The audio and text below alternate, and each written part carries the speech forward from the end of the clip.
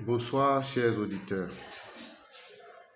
Je suis votre humble serviteur, le frère Massou Deloge. Alors, ce jour, je voudrais partager une pensée avec vous. Une pensée qui, pour ma part, pourrait nous faire assez de bien. Et nous allons lire dans le livre de Jean 18, verset 1.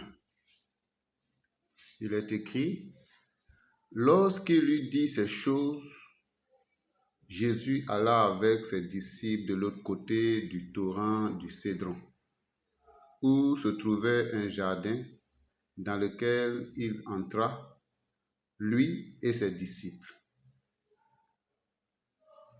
C'est ainsi notre verset du jour.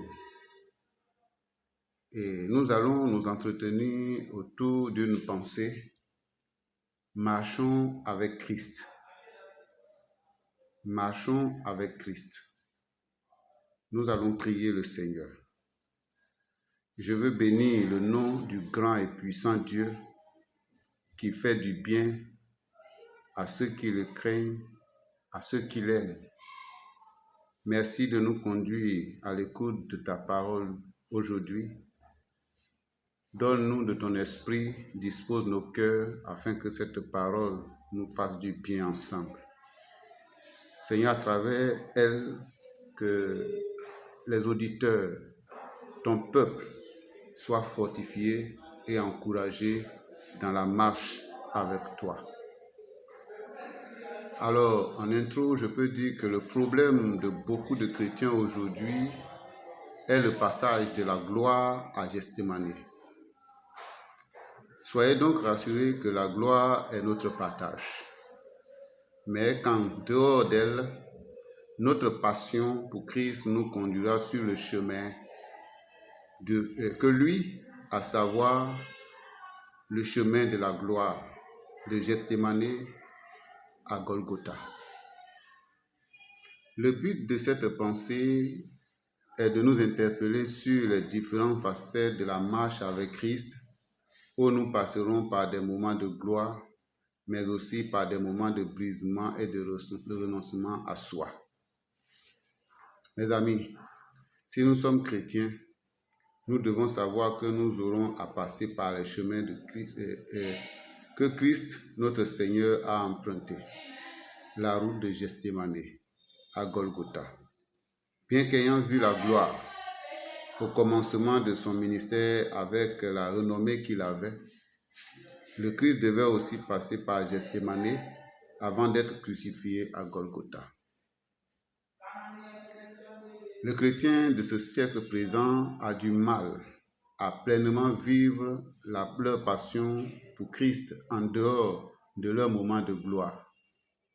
En effet, après la gloire des premières heures de leur conversion, ils restent dans ce confort et pensent que la vie chrétienne se résume à cela.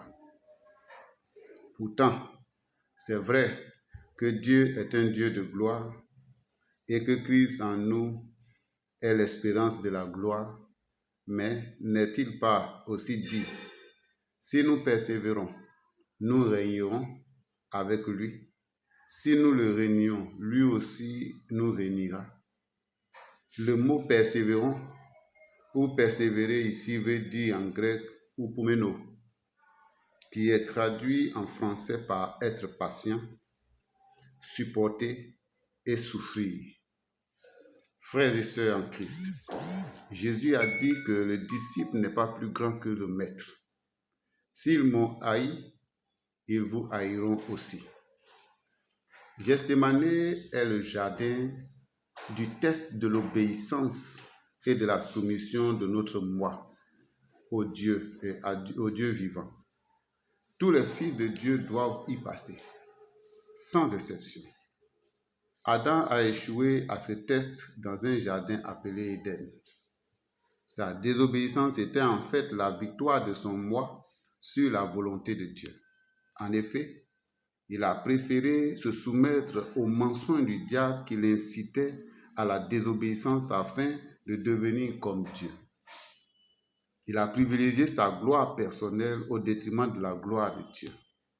Il a préféré une vie d'indépendance totale à l'égard de son Créateur et son Dieu. Jésus-Christ, qui est le second Adam, a par contre triomphé de son moi dans un autre jardin appelé Gethsémani, en laissant la volonté du Père se faire pleinement pour lui. Non pas ma volonté, mais ta volonté. Jean 18, 1 dit, lorsqu'il lui dit ces choses, Jésus alla avec ses disciples à l'autre côté du torrent du Cédron, où se trouvait un jardin dans lequel il entra, lui et ses disciples. Matthieu 26, 39 dit, puis ayant fait quelques pas en avant, il se jeta sur sa face et pria ainsi. Mon Père, s'il est possible que cette coupe s'éloigne de moi, toutefois, non pas ce que je veux, mais ce que tu veux. Mes amis, quand bien même son moi, son ego, voulait que la coupe de souffrance de sa destinée soit éloignée de lui, il s'est ressaisi dans son âme et a réclamé que seule la volonté du Père puisse s'accomplir dans sa vie. Vous savez, après Gethsémani, nous devons être prêts à mourir sur l'autel de Dieu. Être prêt à être un sacrifice vivant pour le salut d'un grand nombre. En cette mort n'est que le renoncement à soi-même pour laisser Jésus ou le Saint-Esprit vivre pleinement en soi et s'y épanouir. La Bible dit dans Romains 12, 1, « Je vous exhorte donc, frères, par les compassions de Dieu, à offrir votre corps comme un sacrifice vivant, saint, agréable à Dieu, ce qui sera là pour, de votre part un culte raisonnable. » La croix n'était que la concrétisation de la décision prise à Gethsémani. S'il n'y avait pas eu l'obéissance du Christ dans ce jardin, jamais il ne serait allé à Golgotha. Or, le prix de son obéissance lui a valu d'être sacrifié au mont du Calvaire, à Golgotha. Toi qui m'écoutes ce jour, sache que la vie chrétienne te conduira assurément à faire non pas un sacrifice, mais des sacrifices pour l'avancement du royaume de Dieu dans ton environnement, dans ta famille et dans ton pays. Le Christ n'a-t-il pas dit que celui qui veut devenir mon disciple, qui se charge de sa croix et qui renonce à lui-même? Cela semble effrayer quelques-uns déjà en lisant cela, mais je vous assure que la bonne nouvelle est que la Bible dit « Je puis tout par Christ qui me fortifie ». Aussi, le malheur atteint souvent le juste, mais l'Éternel l'en délivre toujours. Avec Dieu, nous ferons des exploits. Quand je marche dans la vallée de l'ombre de la mort, je ne crains aucun mal, car tu es avec moi.